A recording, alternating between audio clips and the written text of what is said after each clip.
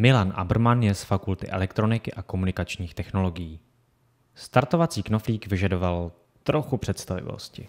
Takže chtěl bych vám ukázat, že na několika následujících slajdech, že může v domácích podmínkách, amatérských podmínkách vyrobit právě takovou věc, kterou držím v rukách.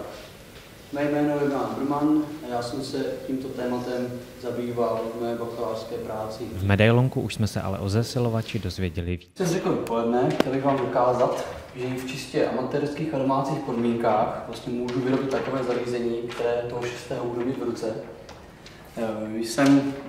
Dobrý den, jsem studentem FEKTu, moje jméno je Milan Abrman a téma a název mé bakalářské práce byl výkonový audiozesilovač pracující ve třídě D. Celá moje práce byla založena v takových dvou kategorií, a to byla kategorie teoretická a kategorie praktická. V teoretické části jsem vlastně musel vzít patřičné integrované obvody a navrhnout jim dané schémata tak, aby zařízení bylo funkční. V té praktičtější části jsem z těchto schémat musel pomocí počítačového programu vyexportovat desky plošných spojů a tyto desky si nechat vyrobit a osadit součástkama. Kdybych v nějaké zkratce popsal činnost toho celého zařízení, tak se v podstatě jedná o kompletní zapojení, o kompletní funkční zařízení, které, jak vyplývá z názvu, je určené k zesilování audiosignálů.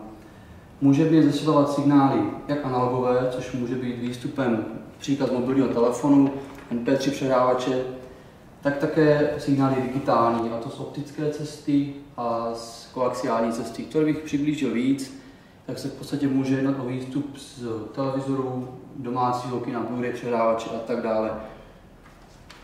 Výhodou tohoto je, že ten zesilovač samozřejmě dokáže každý tento aktivní signál si vybrat, který je požadovaný signál vybrat a zesílit. Kdybych tady teďka naznačil srovnání nějakého komerčního zařízení označeného K a V jako vyrobeného. Dejme tomu, že cena toho zařízení se vyšplhala někde okolo 9 000 korun. Mějme ke srovnání komerční zařízení za stejné peníze. Tak rozdílem, nebo hlavně takovým tím zásadním rozdílem je to, že zesilovač pracuje ve třídě D a u komerční verze pracuje ve třídě AB. Což laikovi nemusí úplně moc říct, ale hlavní důraz je v tom, že zesilovač ve třídě D dosahuje účinnosti až 95% a komerční účinnosti takových 65 až 70%. Z těchto dvou čísel vyplývá, že vlastně pouze 5% v mém navrženém zesilovači se vlastně přimění v nežádoucí teplo, čili v nějakou neefektivitu. A u komerčního zařízení je to zhruba, si počítám dobře, 30% při té lepší variantě. Co znamená v dnešní době, kdy Evropská unie a tak dále nás tlačí do úsporných žárovek a vlastně nutí nás nahradit neefektivní staré například 60W žárovky moderními úspornými světly.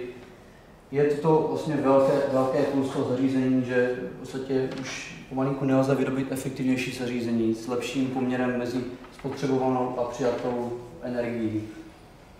Další velkou výhodou je, taky bych to nazval v procentech, může být napsáno také kvalita reprodukce, která je až v řádech tolika procent. To znamená, že zkreslení toho vstupního signálu je snad na tisícinách, 10 000 procenta a u takovéto klasické verze, té komerční ceně, může být někde možná při lepší variantě setina nebo desetina procenta. Co bych ještě mohl říct? No, řekl bych, že má práce musela směřovat k tomu, že zařízení mělo fungovat tak, jak bylo zadáno v zadání, a to si myslím si, že povedlo. Zařízení je plně funkční a soběstačné. A to je asi tak v kostce všecko.